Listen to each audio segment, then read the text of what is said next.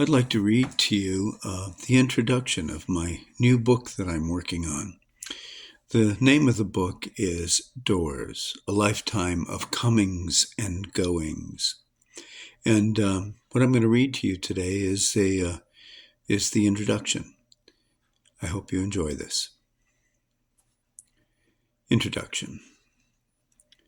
Every door is a paradox, a simultaneous opening and closing in one action, a yes and a no.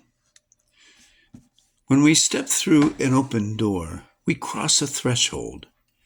And in that crossing, we commit ourselves to an act of change that demands of us a going and a coming, a letting go of something old for the promise of something new.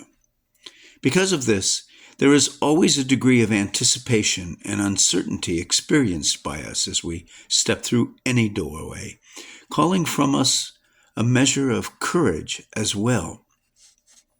In all actuality, though we hate to acknowledge it, we can never know exactly what to expect on the other side of any door, even if it is the same old door we've been passing through many times.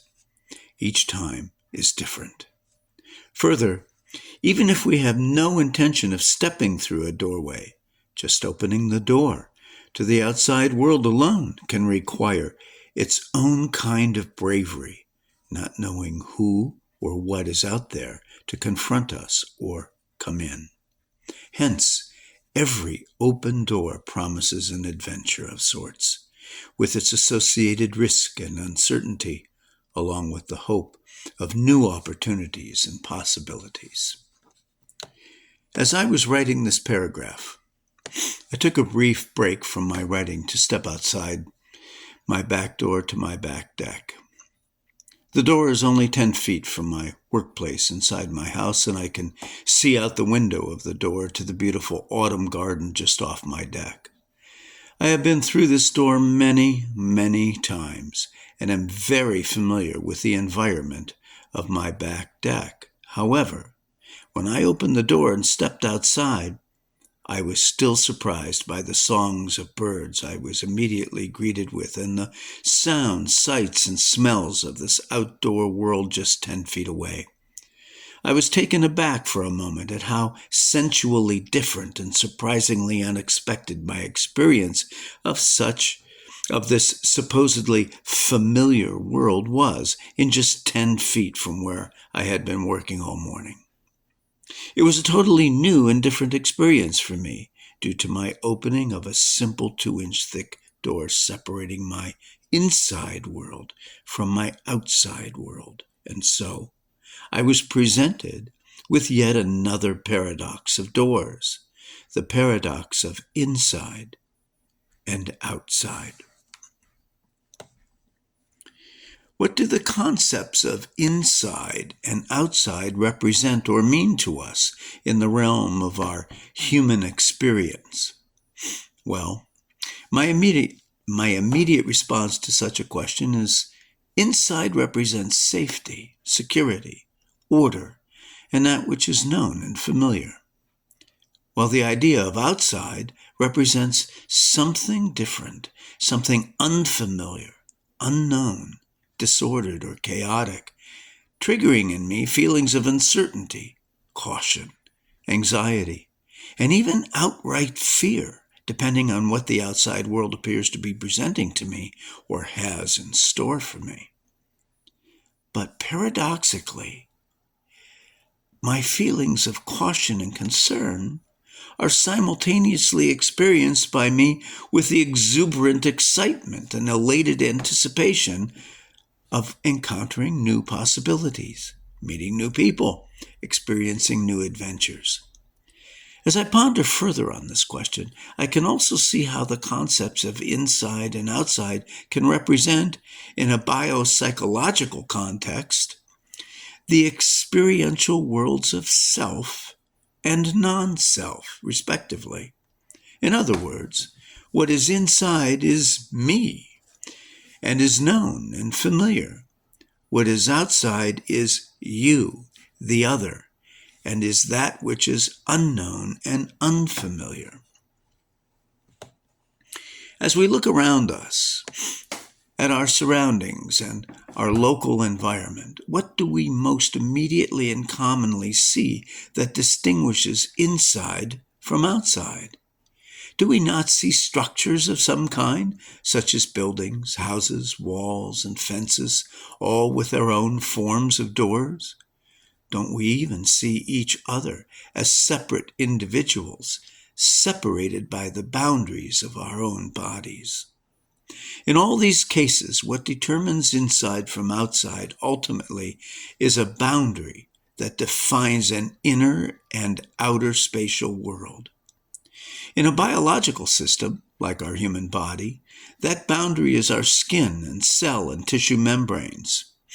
In any simple introduction to the study of biology, we are quick to learn our skin and tissue membranes also have many types of chemical and physiological doors embedded within them.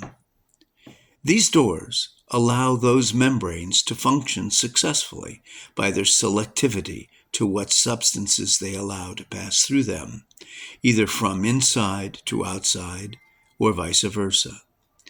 These doors can be selective to the point of containing chemical locks and keys in them that need to be activated by the right substances to open or close them. Is this not like the daily experience of our own lives?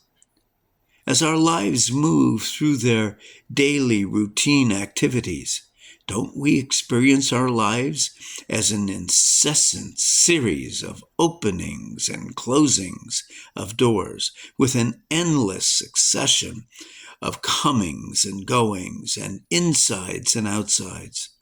Also, aren't we highly selective as to what doors we open or close, and to what circumstances or encounters we choose to let in or shut out?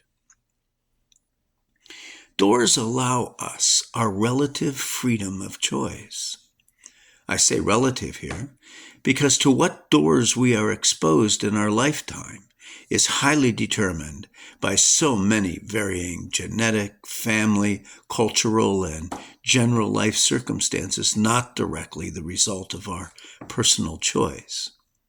However, in the realm of the doors to which we are exposed in our lifetimes, we ultimately have the choice as to how we respond to them. Which ones do we open? Which ones do we close? Which ones do we walk through? And which ones do we ignore?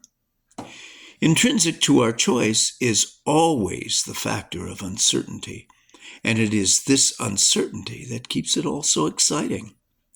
The probabilities and possibilities lying behind or within each doorway that confronts us can never be fully known or realized until we choose our action.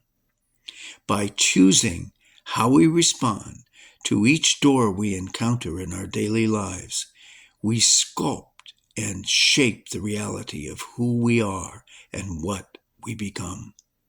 As I wrote in my first book, The Face of Consciousness, in quotes, uncertainties and probabilities are the best anyone can ever hope for when it comes to knowing a definite outcome of any choice before that choice is made.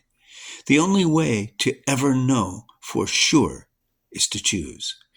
By choosing, consciousness becomes a self and transforms the quantum non-local world of probabilities and potentialities into the materialized local world of subjective reality. Choice is the chisel with which we sculpt and shape the reality of who and what we are. We are what we are by the choices we make. End of quotes.